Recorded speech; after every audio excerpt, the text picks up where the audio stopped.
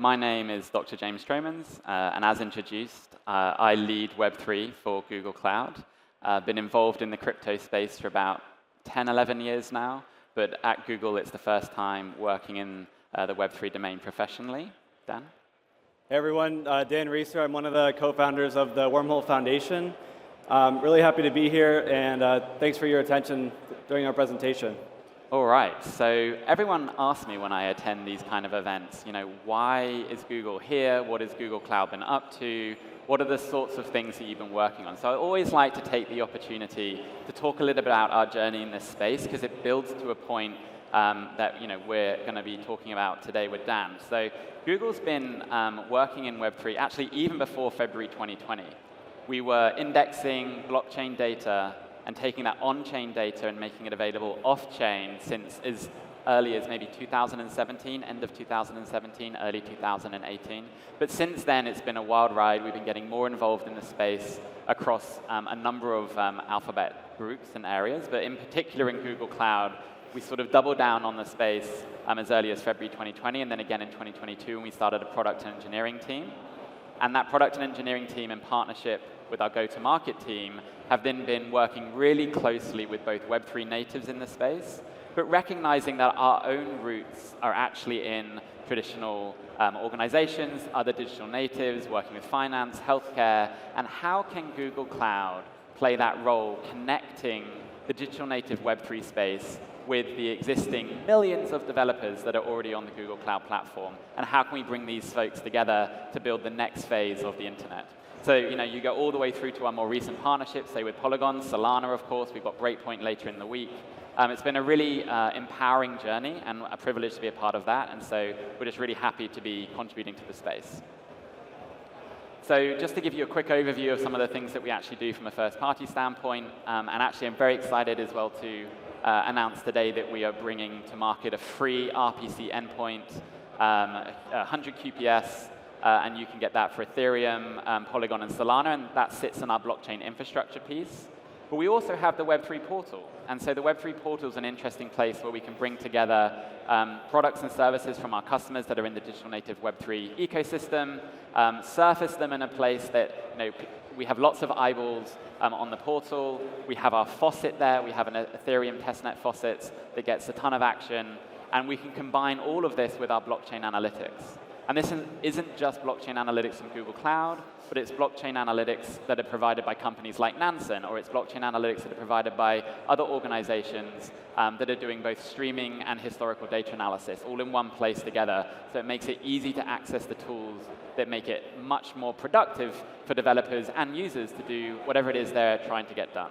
And then, of course, we have the marketplace. The marketplace is an area where we can bring together more larger organizations that have capabilities that they want to actually sell through Google Cloud. So it's another great way to bring the existing Web 2 developer ecosystem into the Web 3 domain and make the technology much more accessible for all types of developers from different backgrounds.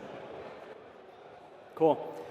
Now that you have the background on what Google Cloud has been doing in the industry, I want to give you a little bit of background on Wormhole, what we're up to, and then this will lead into kind of what we're here for, what we're here to actually announce. If you're not familiar with Wormhole, hopefully you already are, but if you're not, Wormhole is an interoperability platform that connects applications, chains, tokens, and institutions across crypto. Here's our product suite. We have grown from 2020 when we began all the way to 2024 from originally just a bridge between Ethereum and Solana, making that connection, which seems very basic today, but that was really what got Wormhole started. Since then, we've really evolved from a product to a full suite of products into a platform. So I'll actually start at the bottom right of this slide. This is kind of fundamental to Wormhole, which is Wormhole messaging. This enables any form of data, whether it's governance data, assets, or any form of data, to flow between chains. Uniswap governance is one example of a team using Wormhole messaging. Queries is another product for pull-based queries across chains, which Jito is using. Native token transfers, or NTT, is one of the products you may be hearing more about now. Jito, Sol, Rapstake DETH from Lido, and many other tokens are beginning to use NTT as their framework for making any token multi-chain. And then going up to the top here, the SDK, the Wormhole SDK is, of course, how developers build with Wormhole. And then Connect is another way to build with Wormhole, but very easy. It's 3 lines of code. Any application in crypto can embed Wormhole inside of their application to allow people to transfer tokens in or out of their application without leaving that app UI. So one thing I didn't mention is that Wormhole is connected to over 30 blockchains now. This covers about 96% of all on-chain activity. And on this slide, you can see the data kind of backing that. So to this day, we have 1.05 billion cross-chain messages that have been processed through Wormhole across 200 applications, like I said, more than 30 blockchains, and 6 runtimes. Which is actually pretty important. It's very difficult to build with runtimes outside of EVM or Ethereum, as you may know. So we support Solana, we support the Move ecosystem, Cosmos, and a few other runtimes as well. So that was kind of the data as far as the overall history of kind of Wormhole. But who is actually using Wormhole? Who's building on Wormhole? So I mentioned Uniswap. We're enabling Uniswap governance to be done across chains. We're working with Circle and CCTP, adding functionality or programmability on top of CCTP in USDC. Synthetics is another team, as well as Infinex that we're working closely with. Pyth, Backpack. We have our roots in Solana, so we love the Solana ecosystem. Jupiter as well. So some of the examples of teams that are leveraging the tech that we've built. But how is all of this? How are all these transactions? How are all these applications actually secured? Obviously, for cross-chain protocols, security is one of the most important aspects of everything. So Wormhole has one of the most respected security systems in the industry, which is called the Guardians. The Guardians are essentially 20 different validator nodes that are processing and validating the validity of any transaction going from chain A to chain B. Here's what that actually looks like. So the source chain, let's just imagine that's Ethereum, and the target chain on the right is Solana. This is one of the most trafficked routes through Wormhole, is from ETH to Solana. So on the Ethereum side, a message is created and sent into the Guardian network, which you see in the middle. This is called a VAA.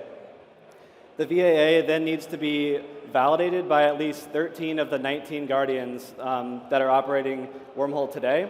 And then that is passed on to a relayer. The relayer is essentially like a mailman taking that message to where it needs to be delivered, which in this case, in this example, is Solana.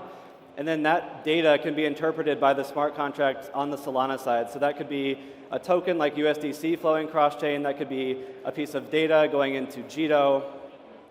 It really can be anything. So this is essentially how Wormhole works under the hood. Yeah, and so we're really excited today to announce our partnership with Wormhole and participation in the Guardian node network.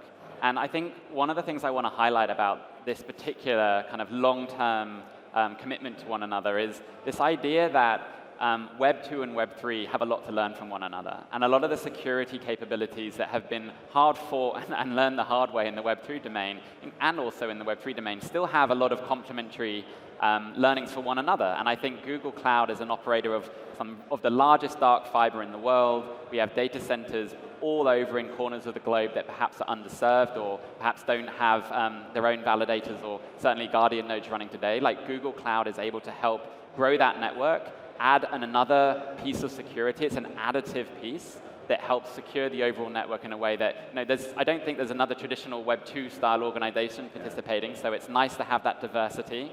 And so for us, it's just our commitment to the space and in this long-term partnership with Wormhole, and it's part of our ongoing journey into being part of the Web 3 ecosystem. Yeah, we couldn't be more excited to welcome Google Cloud to the ecosystem. This has really been a long time coming.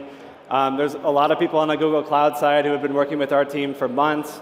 And I really want to also shout out our teams, the X Labs team, the Wormhole Labs team, and the team at the Wormhole Foundation. We've been doing a lot of work to make this a reality, so great work to everyone. Yeah, for sure. It's been a real pleasure. So our sort of partnership is multifaceted. Obviously, the Guardian node and being a participant there is core to it. But I think also like helping with the ZK workloads, helping you guys continue to grow in that domain, our own independent research around ZK as well. You know, we're very passionate about the technical space. And at the end of the day, Google Cloud and Google is just a collection of individuals that love technology. So this technology is super exciting. And then from an ecosystem standpoint, we're able to bring our own startup program, help with hackathons, judging, and just generally be a community member with Wormhole. So we're super excited by that. Yeah. So this is a look, I won't go through all of these, but this is just a look at the Guardian ecosystem as it stands today. Like James said, Google Cloud is the first traditional tech player to join the Guardian set. We have a lot of other kind of world-renowned, respected validator companies who are participating in securing Wormhole. Wormhole is also investing a lot on the ZK side, just like Google is, so we'll be collaborating on a lot of ZK research. We're looking at ZK for, number one, adding trustless verification in addition to the Guardian network, and number two, helping Wormhole scale to more chains. It's difficult to scale to chains outside of that 30, 35 chains. It's a little bit of a slower process right now, but we're looking to use ZK to scale to thousands of chains in the near future. The Wormhole Sigma Startup Program is a program actually created by this guy right here. But this is a program that is going to include three things: a developer competition, a accelerator program, and a seed funding program. Google will be also collaborating with us on that to provide Google Cloud credits to the teams that are participating and winning these competitions. And then, of course, multi-chain security, which is really the crux of this collaboration, is improving the Wormhole security set by adding Google Cloud as a guardian. So that's a wrap. Thanks, everyone, for your attention, and let us know if you have any questions afterwards.